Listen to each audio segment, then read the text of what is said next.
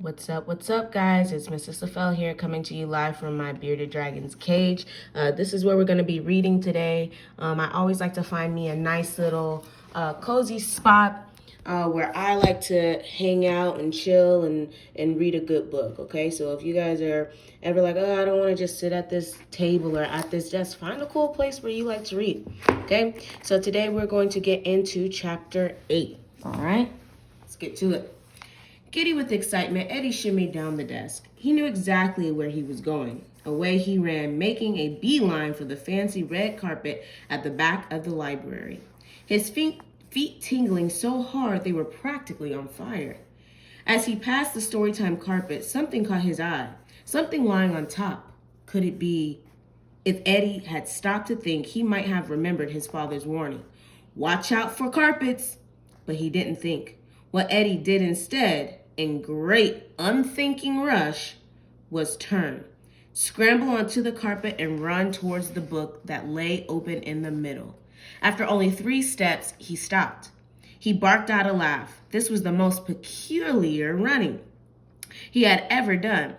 Definitely the slowest. His legs kept dropping between tufts of wool. His body rose or sank with every move he made.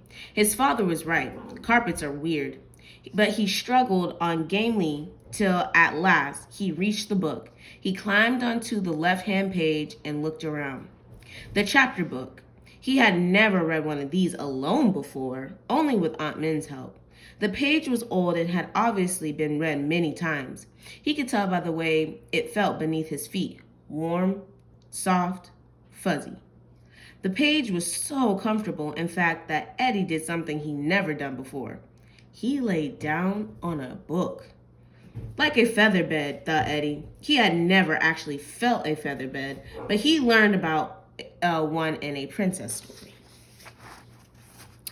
He did a little roll, breathing into the book smells, or breathing in the book smells.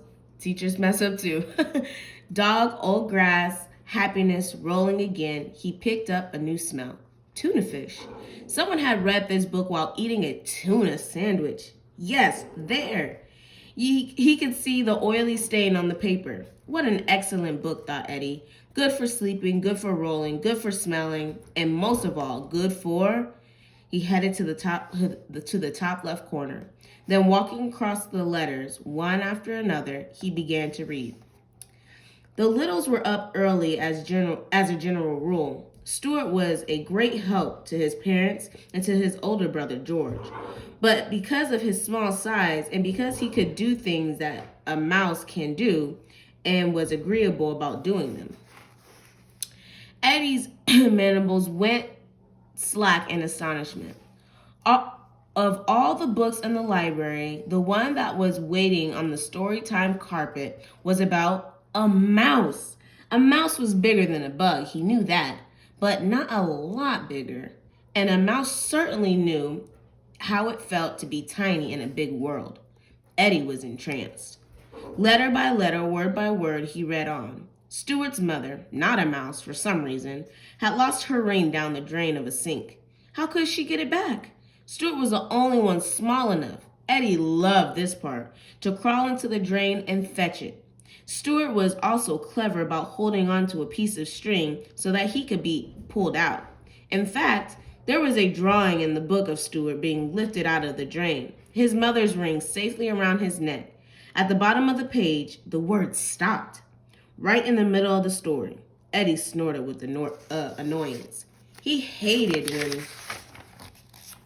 this happened. What came next? Was Stuart's mother excited to get her ring back? Was she proud of her son?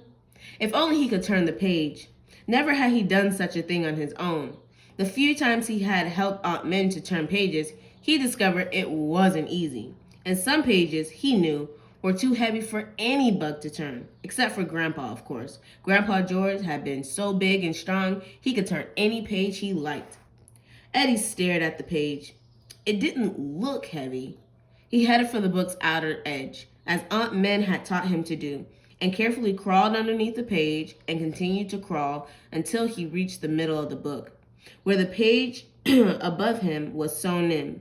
Then, pushing his head really, really hard against that page. He kept crawling. Push, push, push, push, push. This was the difficult part, like pushing an avalanche up a mountainside. He wasn't actually moving much, but yes, the page was rising. Push, push, push, push, push. Higher now and higher. One final mighty heave. The page, with a great flap of air, flopped over, and so did Eddie. He did a somersault. Laughing, he got to his feet. Then he looked around. He was standing on 2 new pages. He had done it all by himself. He wished Aunt Min was here to see. He scampered to the top of the page and read on the next sentence. "Oh, my brave little son," said Mrs. Little proudly as she kissed Stuart and thanked him. Feeling a rush of pleasure on Stuart's behalf, Eddie read on and on and on. He forgot about Aunt Min. He forgot about the library. He even forgot about the school. He was deep inside the story now, lost in Stuart's world. Kabang! The library door crashed open. Eddie jumped. Rumble, rumble. Uh-oh, he knew that sound. The cleaner. Yes, there he was, pushing his big wheeled cart of supplies. Pail, mop, dusters, and vacuum cleaner. How could Eddie have forgotten? Every evening, the cleaner came to Ferny Creek Library. Every evening, the Bugs made sure they were safely home before he arrived. It was the #1 rule in Eddie's family. How could he forget? Rumble, rumble. The cart rolled against the library on rubber wheels, heading straight for Eddie.